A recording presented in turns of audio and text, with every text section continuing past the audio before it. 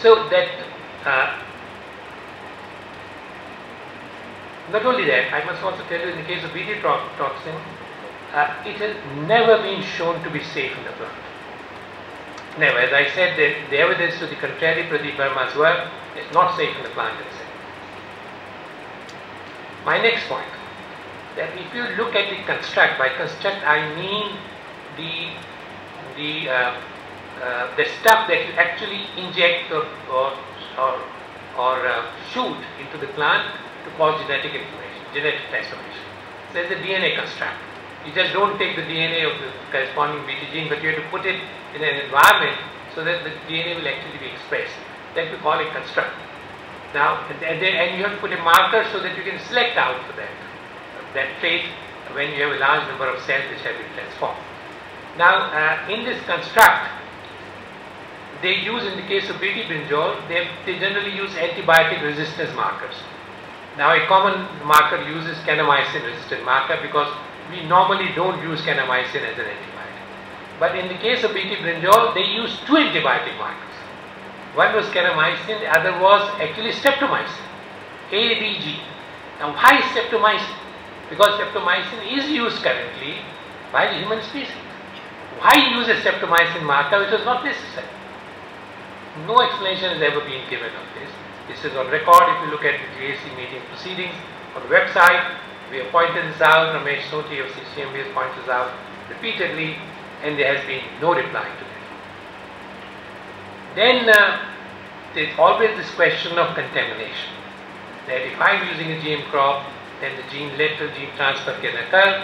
And let me tell you, there's a very interesting recent report that there are insects, very small insects, 1 millimeter big insects, which can carry pollen over 100 kilometers in 48 hours.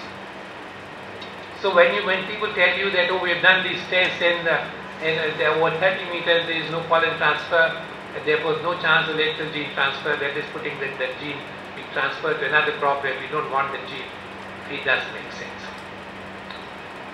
And since India is a center of origin of brinjol, and there is already in the Cartagena Protocol, there is a statement that if a country or a region is a center of origin, then no GM crop will be cultivated in that region of that particular plant. So if we are a center of origin for brinjol, we shall not have BT brinjol. We can have BT Bhindi or BT Hira, but not BT brinjol. So why BT brinjol when India is recognized as a center for origin? Then they say that in lateral gene transfer, they said in the case of brinjol that it can only occur up to 30 meters, although I have given you evidence that it can occur over 100 miles. But if it can occur over 30 meters, it means that you must leave 30 meters all around, to prevent this gene transfer to occur in the neighboring farm.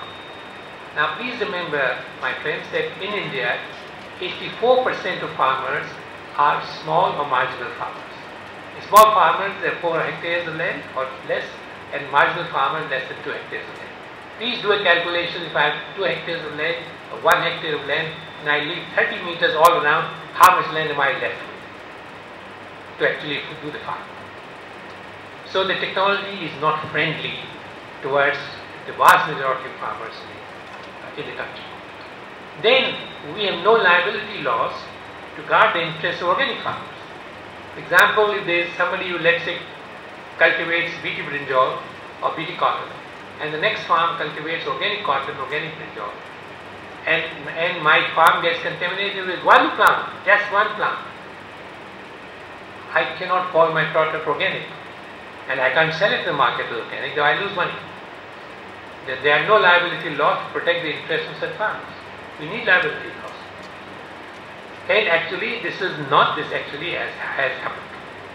In Canada, there was a case where, strangely enough, the person in whose farm, the adjoining farm's GM product was, the maize was found, was actually taken to the court. Instead of the other way, the company should have been taken to the court, this farmer was taken to the court. It took him many years to actually convince that it is the company which should be fined and not him. As I said, eventually, of course, he won the case.